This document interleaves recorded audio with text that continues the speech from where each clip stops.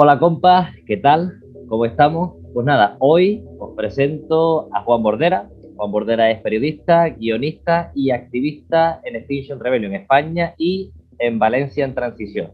Perdona la pronunciación, no sé si lo he hecho bien, Juan. ¿Qué tal? ¿Cómo estás? Ah, hola, ¿qué tal? Está perfecto.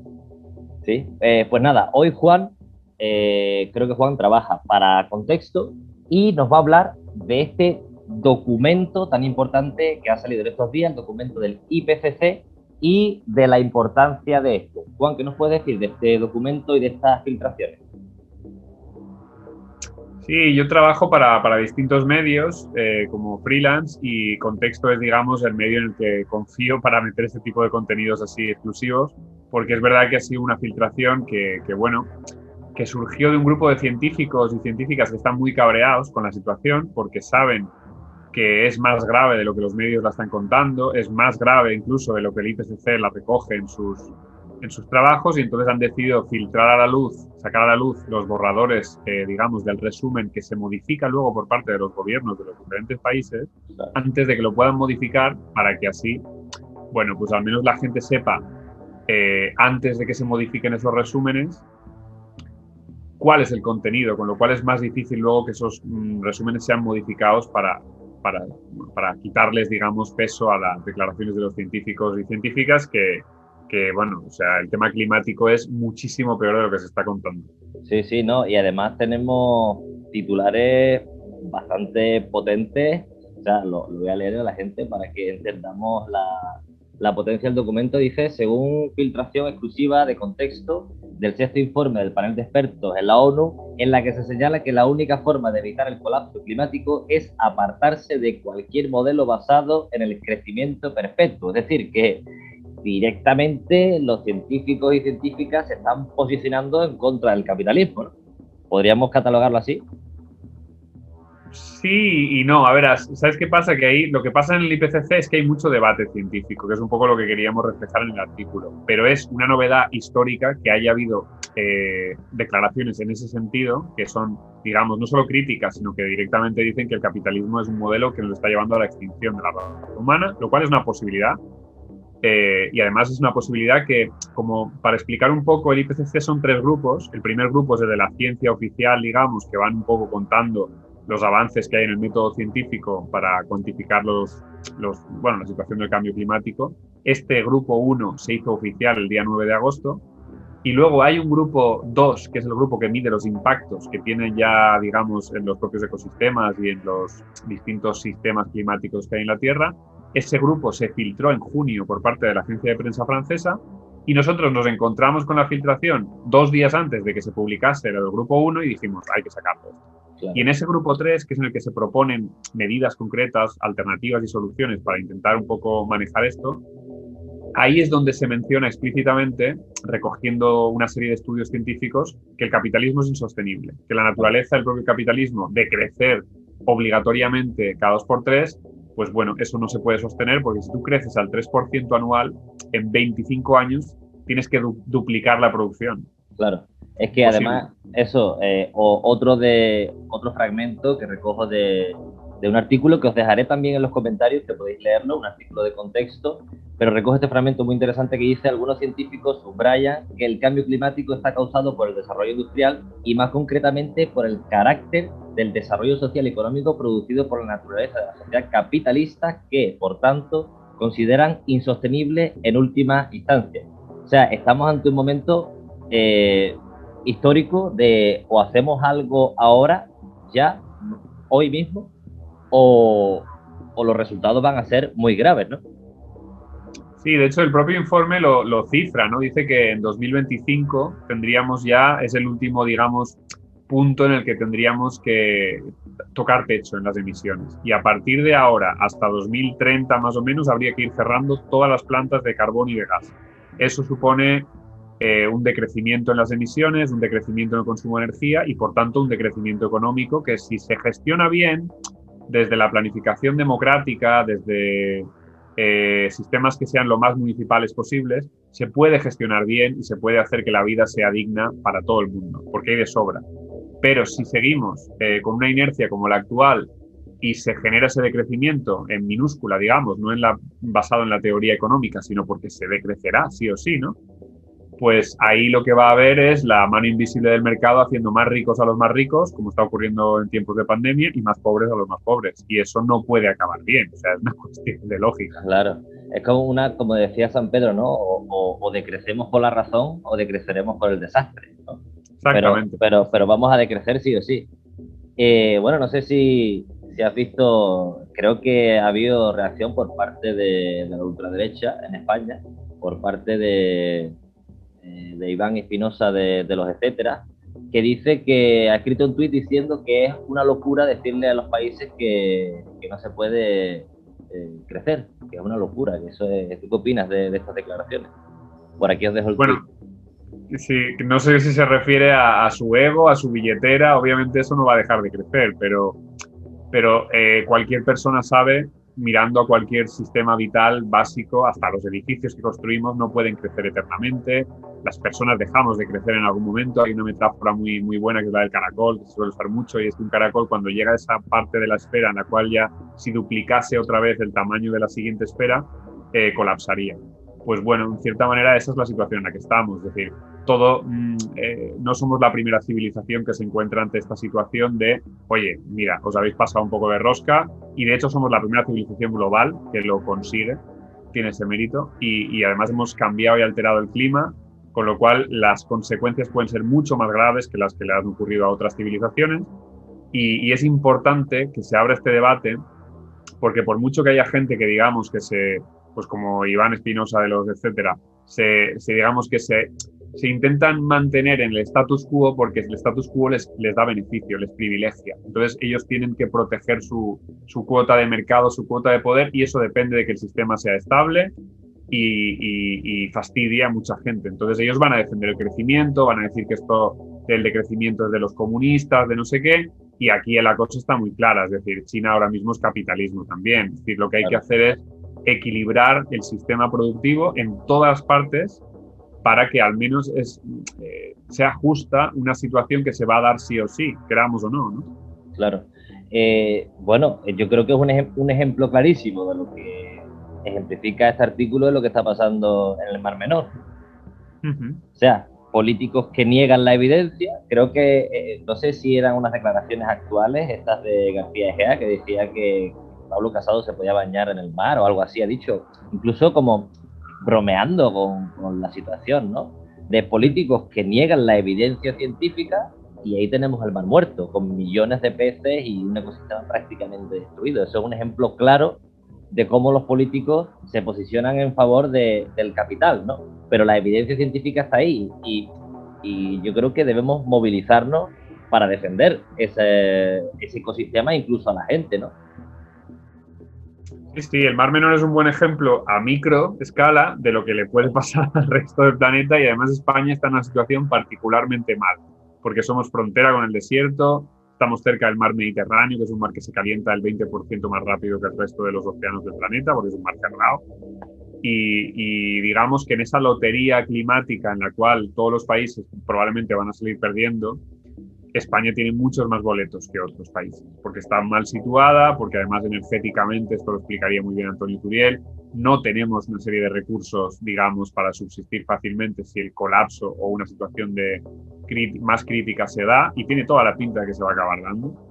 Entonces, bueno, el Mar Menor es un magnífico ejemplo a pequeña escala de qué está ocurriendo, cuáles son las causas, y es un sistema económico que no admite frenos, que no admite nada más que seguir la locura un poco de la inercia, y luego un sistema político que está muy atado de manos porque, digamos, tiene lazos muy directos con ese poder económico.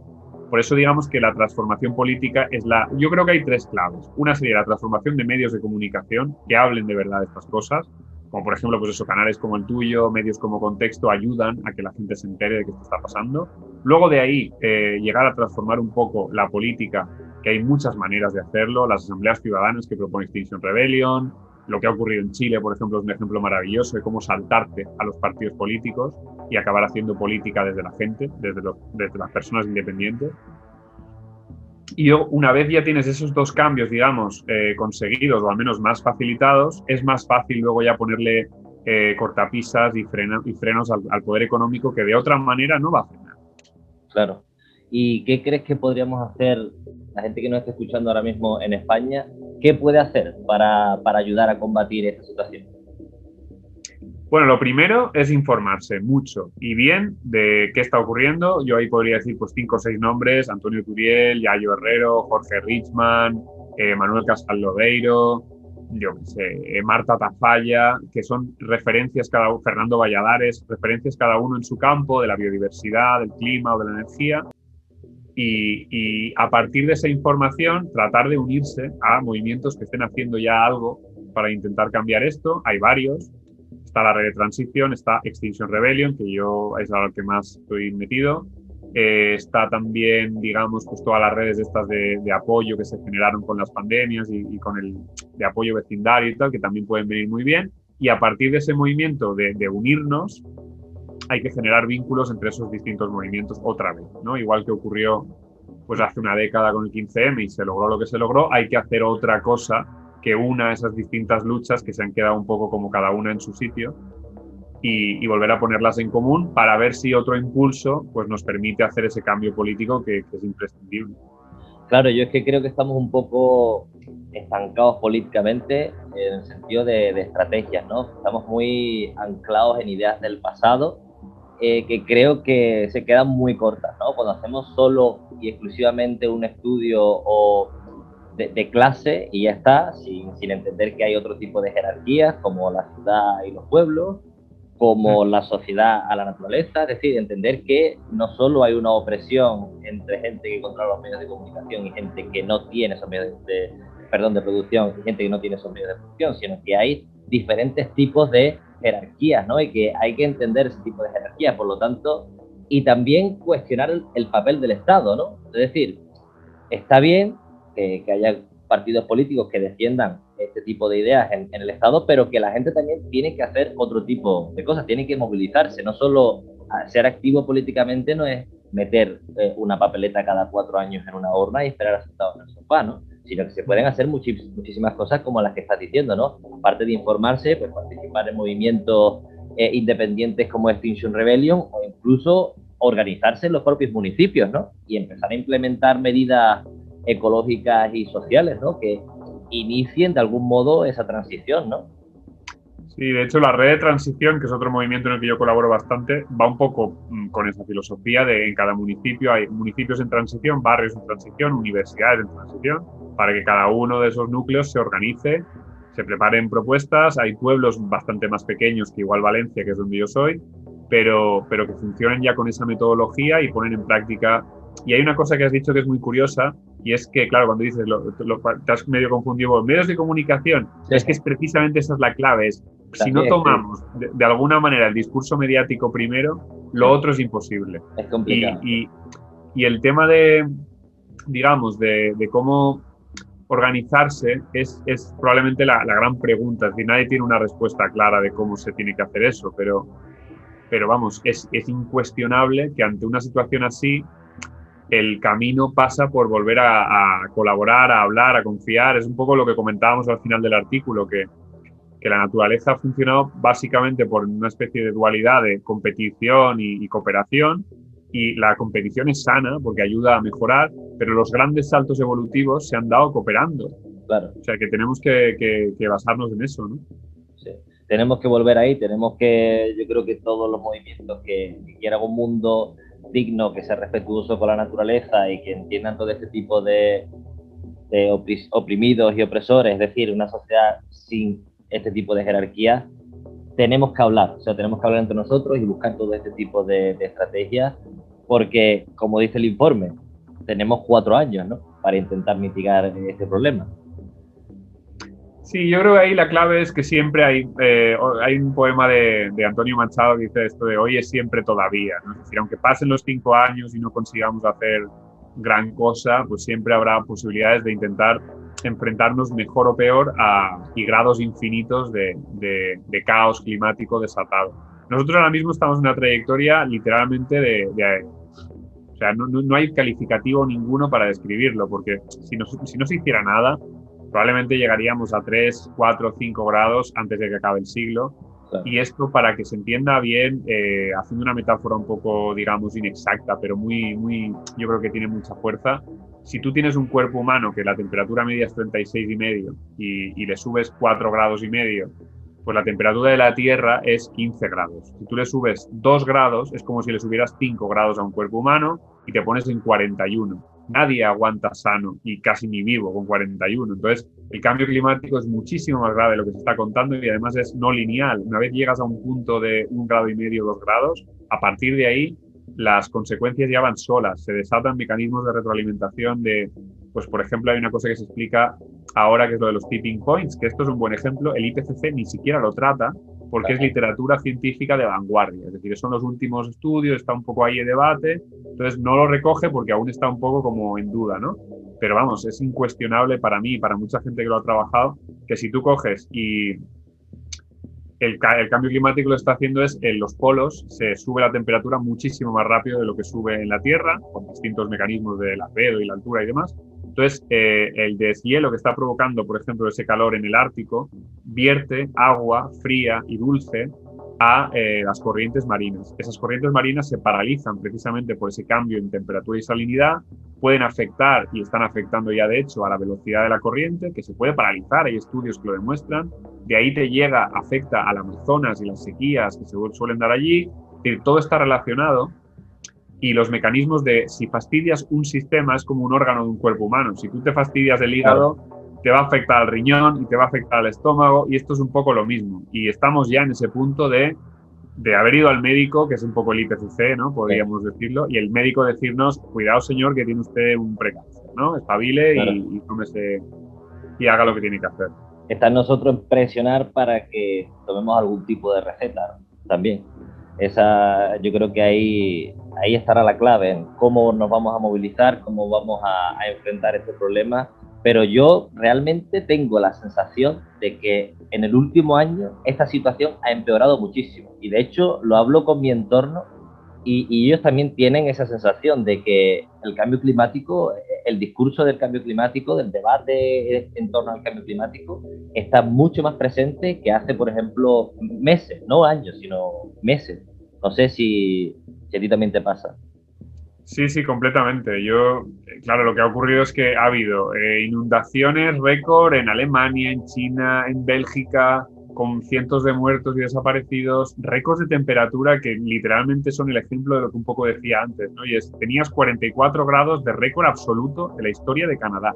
Y de repente se bate el mismo récord de Canadá de temperatura 3 días consecutivamente hasta llegar a casi 50 grados. Es decir, esto es lo no lineal, es decir, tú de repente un día, el récord de España a día de hoy es 47,4, que se batió hace poco, creo que fue en Montoro, en Jaén, creo que fue, o en Córdoba, no me acuerdo. Y ese récord, de alguna manera, puedes un día pasar una semana que se den las circunstancias, de 47 podemos pasar a 53 de golpe, que es lo que le ha pasado a Canadá, ¿no? Sí, y creo y que en Italia llegaron a casi los 50, ¿no? O sea, 48, casi 49, sí, sí. sí. O sea que... Sí, se están dando cada vez más fenómenos extremos y entonces los medios de comunicación lo cubren y ya no se atreven a darle voz a negacionistas, que ocurre alguna vez, yo he tenido que sufrir alguno en algún programa, pero así todo se sigue tratando el tema del cambio climático de una manera muy superficial, es decir, no se explica bien hasta qué punto hemos metido la gamba. Claro, que claro, los medios de comunicación no te dicen, oye, que el capitalismo está causando esto. O sea, porque es así de simple. O sea, lo dice toda la comunidad científica casi en su conjunto. Y claro, pero si dice, no, se están subiendo las temperaturas, este año ha subido X, está sucediendo esto en esta parte del mundo, pero no se dice la causa real. Claro. Es una causa humana, como si fuese culpa nuestra, de todo el mundo, ¿no? Es como un poco como el reciclaje, ¿no? No, recicla, bueno, ¿por qué no intentamos buscar medios alternativos al plástico, ¿no? En vez de reciclar, ¿no? Pues esto es más o menos lo mismo. Pero bueno, Juan, a ver, por aquí lo podríamos dejar. Yo, en el caso de que hubiera algún otro tipo de filtración o de información interesante, como siempre digo, no voy a dudar en llamarte a partir de ahora. Cuando quieras, claro que sí, un gustazo. Vale, dejo las redes sociales de Juan abajo para que lo podáis seguir en Twitter y en otras redes sociales. También os voy a dejar el artículo de contexto, que es muy interesante. Y nada, Juan, nos vemos en la próxima, ¿vale? Nos vemos, Rubén. Muchas gracias. Venga, gracias a ti. Hasta Un luego. abrazo.